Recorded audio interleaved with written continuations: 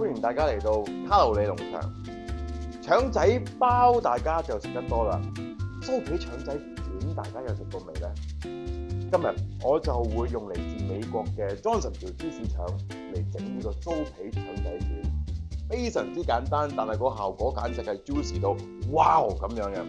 而家一齊睇下點整啊！介紹下材料先，首先就係有用新鮮豬肉整嘅 Johnsonville 芝士腸啦，跟住仲有 parsley， 跟住呢個酥皮。第一步，如果嗰啲香腸佢係 frozen 咗嘅的話咧，我哋就將佢解凍啦。點樣可以快啲解凍咧？我哋就將佢放喺水喉水下面，然之後連埋個包裝一齊沖水。咁大約沖佢5分鐘啦，細水得㗎啦，唔使嘥咁多嘅。跟住咧，佢好快就可以解凍到。咁我哋就可以享受到呢一個用新鮮豬肉做嘅芝士腸啦。好，跟住咧，我哋就要切啲酥皮啦。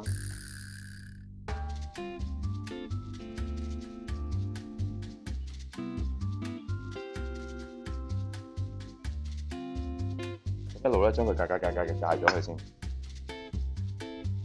記住啊，酥皮後邊咧係有張藍色嘅膠紙嘅。咁如果你真係要用之前咧，先至好搣佢出嚟。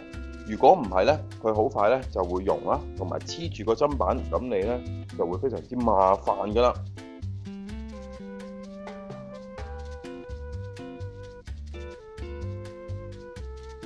解好晒之後咧，跟住我哋咧就可以加少少 seasoning 喺呢一個酥皮上邊。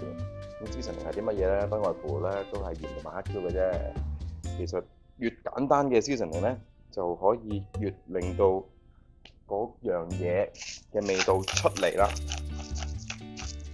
然之後我哋就將啲腸包好佢啦。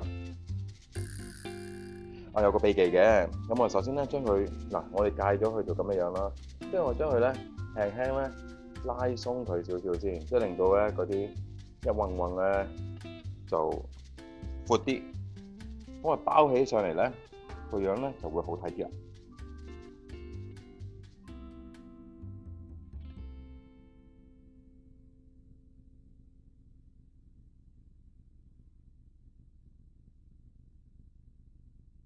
包一個圈就 OK 㗎啦。跟住咧，我哋多咗嗰啲咧就切咗佢出嚟。跟住呢一個步驟咧，就係令到嗰個酥皮更加靚同埋更加香脆嘅小秘技嚟嘅。當然你唔做呢個步驟都係冇問題嘅。我哋就將一隻雞蛋加一份水，即係用個蛋殼嚟量啦。跟住打勻佢，然之後咧喺上邊咧掃少少蛋漿喺上邊。咁咧就會令到佢焗出嚟，成個酥皮咧係反光㗎啦。平時你見到嗰啲酥皮反光咧，佢唔係搽咗油，其實咧係掃咗呢個雞蛋漿啫。跟住我哋預熱個焗爐去220度，咁然之後咧，我哋就可以將啲酥皮擺入去焗啦，大約焗佢15至20分鐘啦。睇下你嗰個焗爐有幾熱啦。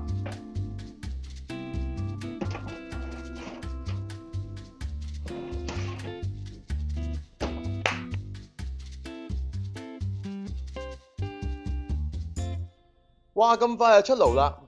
跟住最拉尾一個步驟咧，我哋就切碎一啲 parsley， 然之後揼上邊，咁啊搞掂㗎啦！